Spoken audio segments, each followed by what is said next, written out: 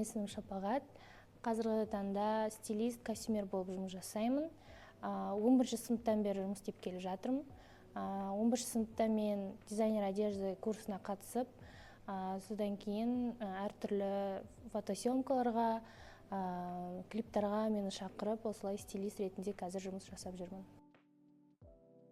Костюм дизайнер мен стилисттің айырмашылығы, костюм дизайнер ол киімді прям с нуля жасайды. Яғни оның лекаласын жасайды, оның қандай болу керек екенін, яғни оның барлығын сызып, сосын өзі қырқып, яғни тігіп, соның барлығын жасайды. Немесе жай ғана суретін салып, оны кейін тігінші апайға апарып, оны тігіп береді. Ал стилист ол уже бар киімнен, яғни адамға қай киім жарасады, қандай киімдер оны ашады, соған байланысты стилист соған киімдерді жинап береді. Жұмыс барысында ең алдымен біз магазиндерге барып киім қараймыз. Яғни бізге алдымен съемканың белгілі бір сценарийін жібереді. Және де режиссер өзі қай сценарийға қандай киім қалайтынын барлығын жазып шығады. Соған байланысты біз сол тематикаға байланысты киім таңдаймыз. Яғни көбінесе біз масс-маркеттерге барамыз. Себебі стилистердің секретін айта кетейін, олар киімдерді қайта қайтарып береді. Сондықтан біз масс-маркеттерден көбінесе аламыз, немесе киімдерді арендаға аламыз Қазақфильмнен. Сосын ол киімдерді біз съемкаға барамыз. Біздің съемкалар көбінесе таңғы 5-тен 6-дан басталады. Сол жаққа барып, киімдерді вешалкаларға ілеміз, үтіктейміз. Сосын қай кадрды түсіріп жатырық, сол кадрға байланысты сол киімді дайындап кигіздіреміз. Жұлдыздармен көп жұмыс жасаған жоқпын, бірақ олардың ең алдымен олар уже қалыптасқан бір стилі болады. Яғни көбінесе біз олардың Instagram парақшасына кіреміз, және де олар қандай киім киетініне қараймыз. Мысалға, бұрын олар қандай киімдермен шықты деген сияқты. Мысалы, Роза Рымбаеваны мысалға алсақ, ода определенный уже стилі бар, уже бұрыннан бері қалыптасып келе жатқан. Сондықтан примерно соған ұқсас, бірақ осы қазіргі кезде тренд болып жатқан нәрселермен соны салыстырып, яғни андай бұрынғы бір трендтен шығып кеткен киімді таңдамай, қазіргі трендте болып жатқан және де оның стилімен де байланысатын киімді таңдаймын. Мен Астанада тұрамын, бірақ қазір Алматыда оқып жүрмін. Және де егер осы екі қаланы салыстырсақ, Астанада көбінесе стиль, модаға қатты қарамайды. Ал Алматыда өзі шығармашылық қала болған соң, бұл жерде адамдар да сондай шығармашыл, яғни өзінің қандай екенін киім арқылы көрсетеді деп ойлаймын. Ол қалаға да байланысты болады, адамға байланысты болады. Бірақ қазіргі кезде шынымен де мода жағы қатты дамып жатыр. Өйткені неше түрлі трендтер пайда болып жатыр, неше түрлі стильдер пайда болды. Адам өзін киім арқылы ашқысы келеді.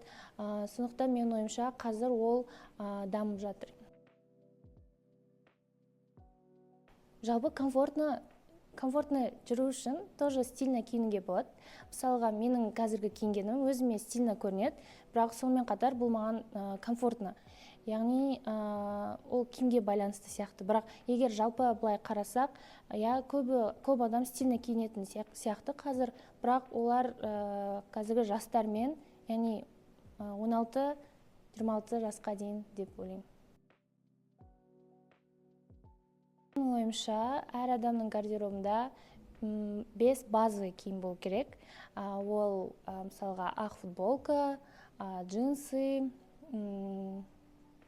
қара шалбар, бір рубашка и бір қыз болса юбка, ал ол болса бір шорты деп ойлаймын. Себебі сол базовый заттарға элементтер қосылады. Сол элементтер, сол образды сосын қызық қылып көрсетеді. Мен өзімнің опытымды айтсам, мен көп ақша құртпаймын негізінде киімге. өзім Қытайдан заказ берген жақсы көрем. Егер де арзандық туралы айтсақ, Қытайдан заказ беруге кеңес берем, себебі ол жақта арзан әрі өте андай ерекше заттар көп. Немесе секонд-хендтарда алуға болады. Ол жерде де өте ерекше заттар табуға болады. Мысалға, ол секонд-хендтағы зат басқа адамда болмайды, яғни ол зат бір экземплярда болады, және де сіз солай ерекше көріне аласыз. Және де ол Европа жақта, өйткені Европа ол мода сәннің жері, яғни ол Париж, Италия дейтін жерлер.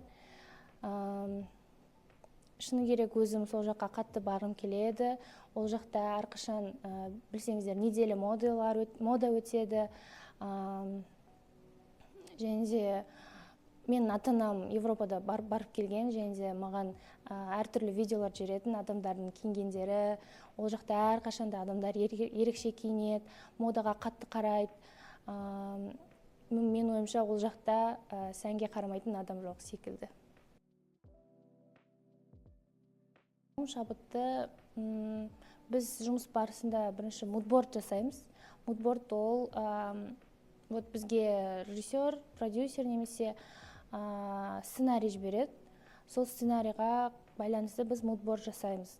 Ол мудбордқа біз әртүрлі интернеттен суреттер алып, киімдердің фотосын қоямыз, немесе сол вайбқа байланысты бір эстетичный суреттер қоямыз. Соған байланысты бізде шабыт ашылады.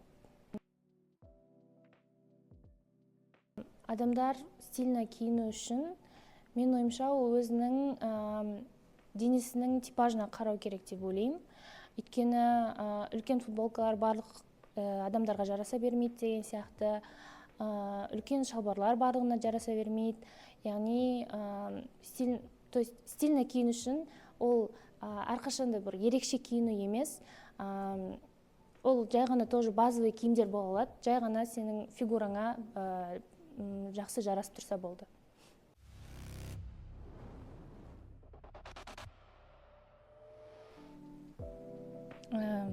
Бірінші аяу. Маған негізі аяудың стилі қатты ұнайды.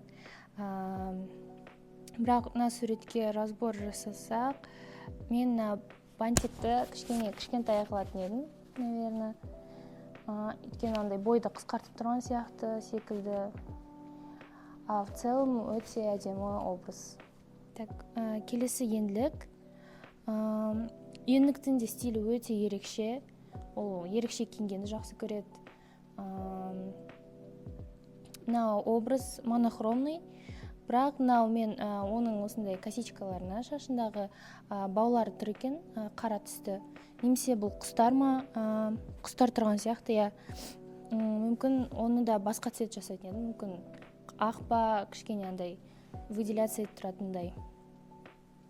А так өте интересный образ сияқты. Димаш Құдайберген. Мен Димаш Құдайбергенді ешқашан костюмсыз көрмеппін. Негізі костюм дейсіз Димашқа сәйкес келетін сияқты. Сондықтан осы образ негізі қатты жарасып тұр өзіне. Мынау алтын ставкалар образында интересный қылып тұр.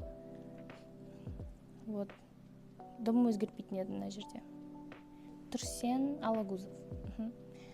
Тұрсен Алагузов. Мына суретте бұл кісі үлкен кісі болған соң мүмкін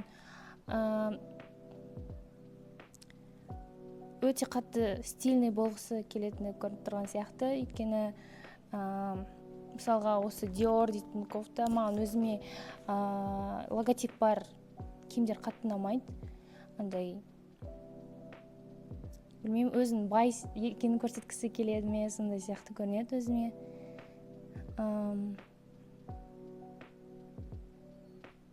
И мынау очки образға жараспай тұрған сияқты. А так барлығы күшті.